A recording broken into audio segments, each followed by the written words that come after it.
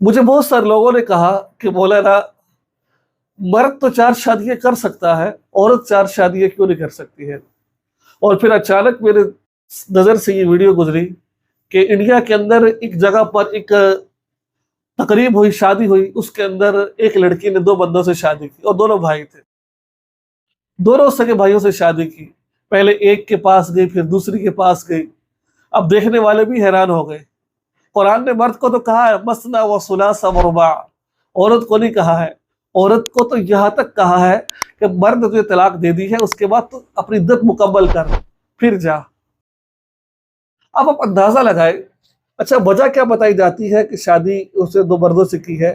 वो कहते हैं कि हमारे यहाँ का एक उसूल ज़ाब्ता है कि जो हमारी जायदाद है वो बंट जाएगी। अगर 2 औरतों की 2 औरतों में जाएगी, अगर यहाँ पर एक होगी तो एक औरत में इसका बंटवारा होगा। अब उसने खुशी खुशी शादी कर ली है।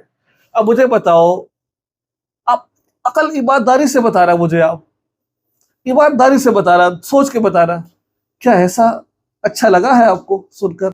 अजीब सा नहीं लगा? ये तो समझ आती है कि एक मुर्गे की 4 बीवियां हैं, एक बंदे की 4 बीवियां हैं, लेकिन ऐसा समझ नहीं आता है कि एक औरत के 2 मर्द हैं। मैं मिसाल के तौर पर कहता हूँ आपको, आज एक की बारी है, एक औरत एक के पास जाएगी, ठीक है, फिर वही औरत दूसरे मर्द के पास जाएगी, ठीक है, 2 दिन उसकी बारी, 2 दिन इसकी बारी, बीच में 2-3 दिन बचे, क्या करेगी वो? दोस्तों, आपको इस्लाम को फॉलो करना पड़ेगा, इस्लाम की बारीकी में जाना पड़ेगा। मर्द को तो अल्लाह ने 4 शादियों की इजाजत दी है, लेकिन औरत को नहीं दी है। औरत तो पिस गई ना।